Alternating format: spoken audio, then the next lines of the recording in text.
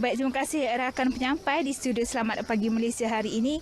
Ketika ini saya berada di salah satu lokasi panas di Langkawi yang mana masalah penyalahgunaan dadah iaitu di Bukit Malut Langkawi. Jadi hari ini saya tidaklah keseorangan tetapi bersama-sama dengan Ketua Pengarah AADK Malaysia sendiri iaitu Datuk Seri Zulkifli Abdullah. Jadi untuk menceritakan dengan lebih lanjut berkenaan kenapa saya berada di sini bersama beliau.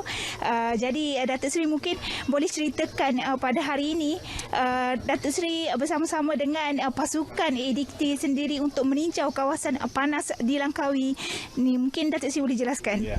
Jadi memang betul sebagaimana yang disebut tadi, Langkawi adalah salah satu kawasan rintis lah, di mana kita ada 12 buah kawasan rintis untuk menangani masalah dadah, untuk mencari model yang sesuai untuk dilaksanakan di kawasan-kawasan berisiko tinggi yang lain lah.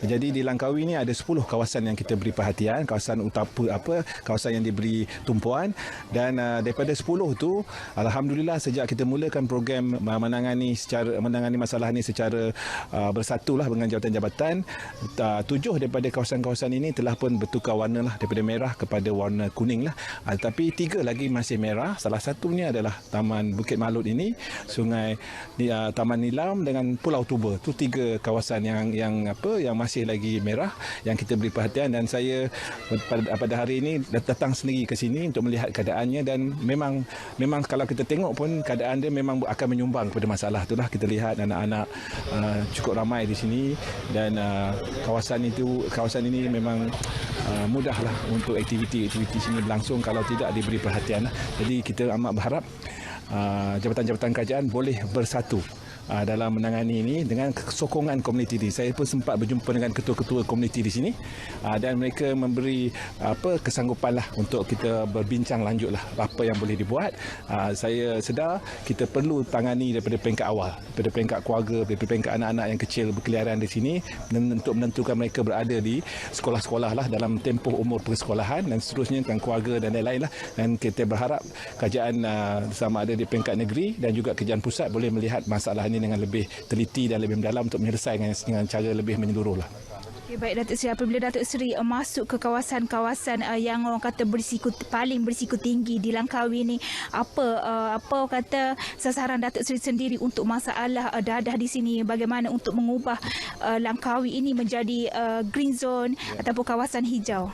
Sebab Langkawi ini adalah salah satu daripada 12 kawasan tu yang berpulau. Jadi maknanya pada saya di kawasan yang pulau sebegini sepatutnya lah dadah lebih sukar untuk masuk lah kalau dikawal dengan baik lah. Kalau semua pintu-pintu masuk sama ada yang haram ataupun yang telah dibenarkan oleh kerajaan dapat dikawal.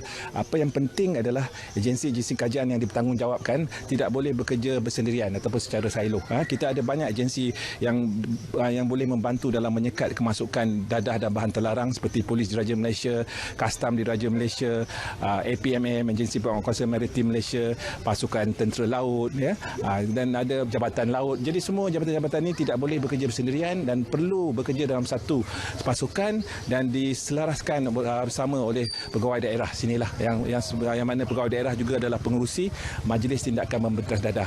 Dalam konteks agensi dadah kebangsaan di peringkat pusat pun kita akan menyokong program ini, sebab Langkawi memang kita nak lihat menjadi satu model yang baiklah untuk dicontohi oleh kawasan-kawasan lain sebagai kawasan yang boleh kita tangani masalah dadah yang serius buat masa ini. Okey, baik, terima kasih Datuk Seri.